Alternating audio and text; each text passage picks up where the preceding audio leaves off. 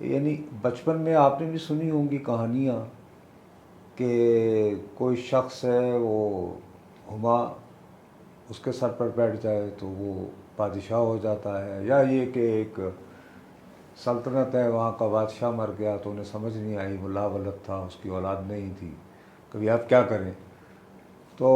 شہر کے لوگوں نے طے کیا گیا جو صبح سب سے پہلے دروازے میں داخل ہوگا وہ وزیر اعظم ہوگا۔ اب آپ کے سوال میں جو ایک پوشیدہ بات ہے وہ یہ ہے کہ جیسے کسی نے سننے میں یہ آیا ہے، آپ نے جو یعنی جس طرح کنسٹرکٹ کیا ہے فریز تھا میرا کہ جی آئندہ بلاول بھٹو زرداری ہوں گے، تو بھی پھر یہ انتخاب تو نہ ہوئے نا، پھر انتخاب جو ہے وہ تو سرپرائز کا نام ہے۔ آج کیا جون کی 16 تاریخ ہے یا 17 جو بھی ہے، 17، اس دن ہم بیٹھ کے یہ کیسے فیصلہ کر سکتے ہیں کہ اپیرنٹلی میری دانش میں الیکشنز جو ہیں وہ اکتوبر نومبر میں ہونے چاہیے، اور لوگوں کے اس کے بارے میں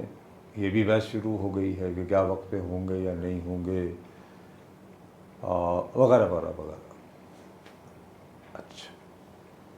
ہم ابھی یہ عقدہ بھی حل نہیں کر پائے ہیں، لیکن یہ سننے میں آ رہا ہے، تو اس کا مطلب ہے کہ انتخاب کا تو یہاں ڈھکوسلا ہوگا پھر، ہاں؟ اور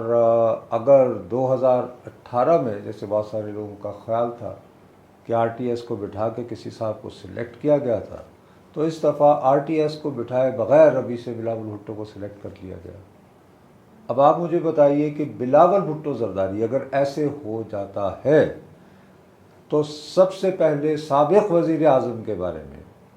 قومی اسمبلی کے فلور پر کھڑے ہو کر سلیکٹڈ کا لفظ کس نے استعمال کیا تھا؟ Bilawal Bhutto. Now, I will be really surprised if the same Bilawal Bhutto Zardari would appear to you. ہم نے تو دیکھ لیا وقت ہر طرح کا۔